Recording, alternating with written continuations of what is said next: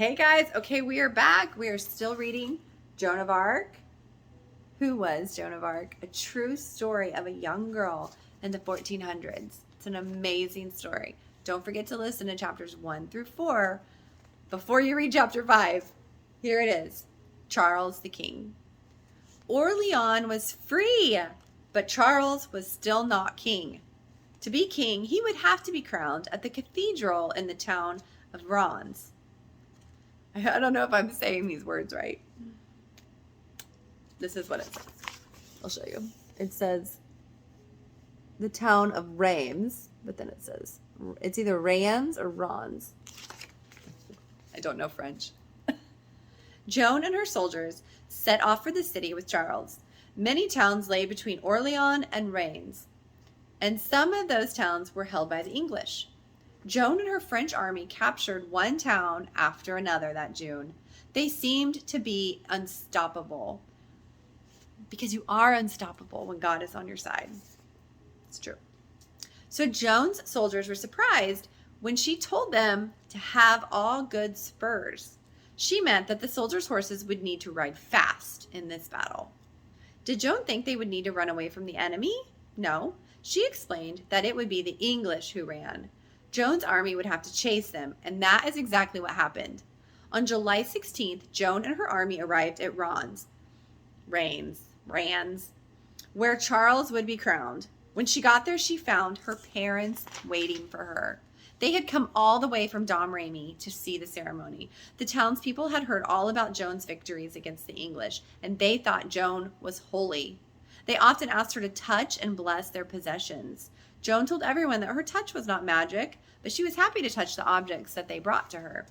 On July 17th, 1429, the Dauphin was crowned King Charles VII at the cathedral. He was anointed and marked with special oil.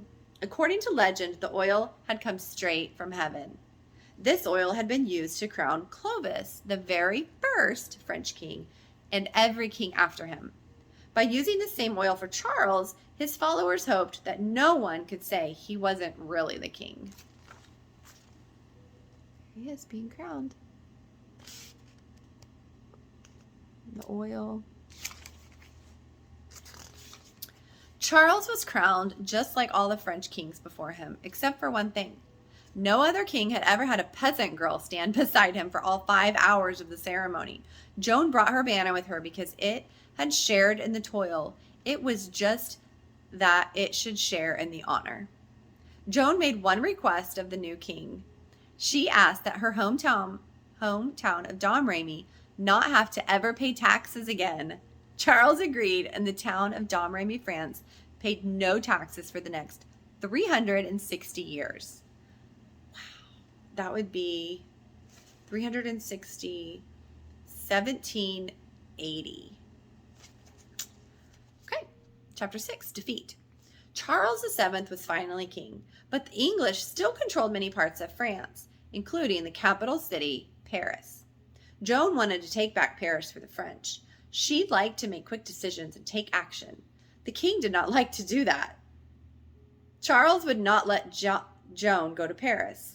Instead, he made a truce, an agreement with the Duke of Burgundy, who supported the English. After 15 days, the Duke was supposed to hand Paris over to Charles. Secretly, Burgundy had no intention of doing this.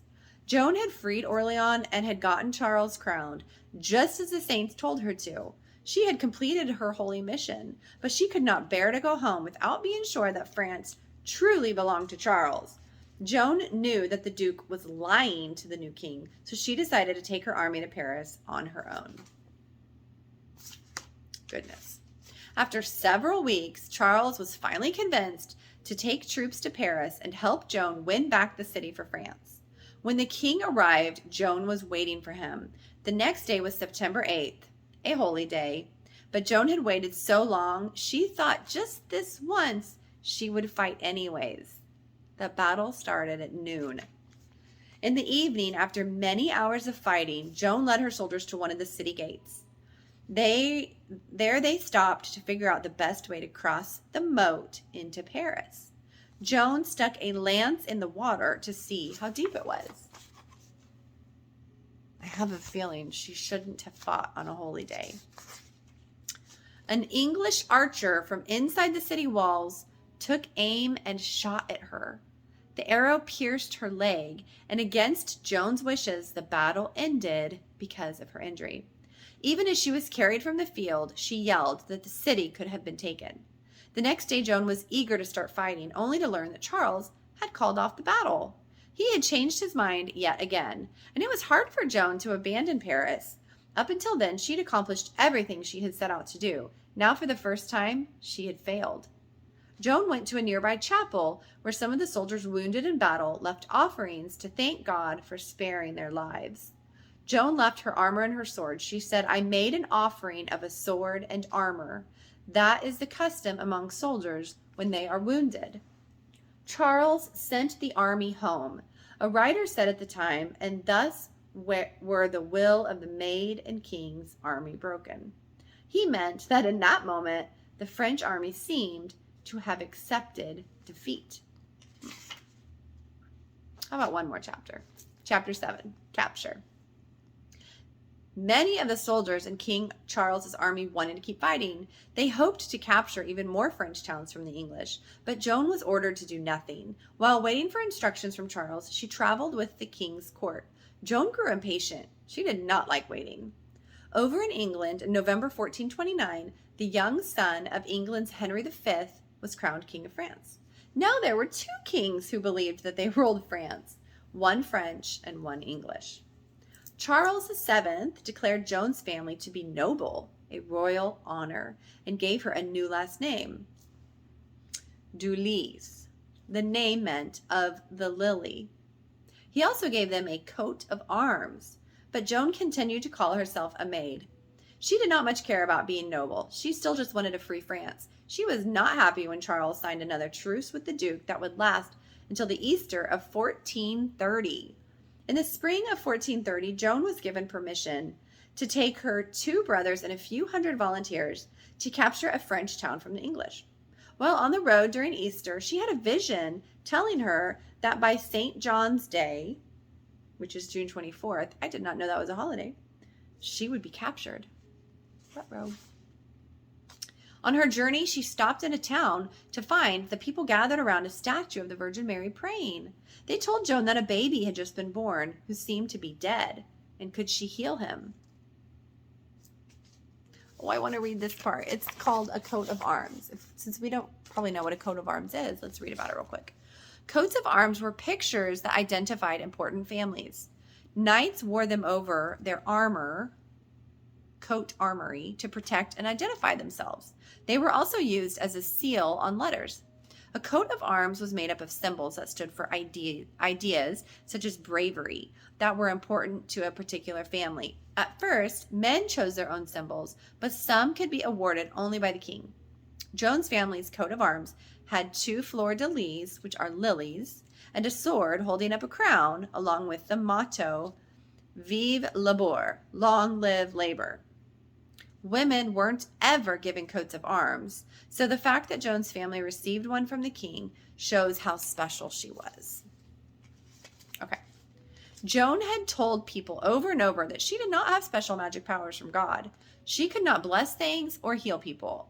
But she joined the others in praying for the baby, and suddenly the infant moved. He yawned 3 times. The baby lived for several days, just long enough to be baptized. Catholics at that time believed a person must be baptized in order to go to heaven, so the people believed Joan had saved the baby's soul. On May 23rd, Joan and her men slipped into a town surrounded by English soldiers. Joan thought her troops could fight them off. When the English attacked, Joan rode out of the city walls to fight. The English were driven back to their camp. Joan and her men followed, chasing many of them far from the town. At that point, Joan and her men turned back to the city. But Joan had led the chase after the English, but now she was behind everyone else, guarding the rear like a good captain would. The governor of the town had been watching the fight from the city walls, and fearing that the remaining English soldiers would invade, he ordered that the city gates be shut once the French soldiers were safely inside. Some of the French soldiers, including Joan, did not make it in time. Joan fought hard against the English soldiers who surrounded her until an archer pulled her from her horse. Some of her loyal men, including her brother, tried to save her but could not. The archer turned Joan over to his commander. At last, the maid had been captured. She would never be free again. Ugh. Such a good book. Such a good story. Who is Joan of Arc?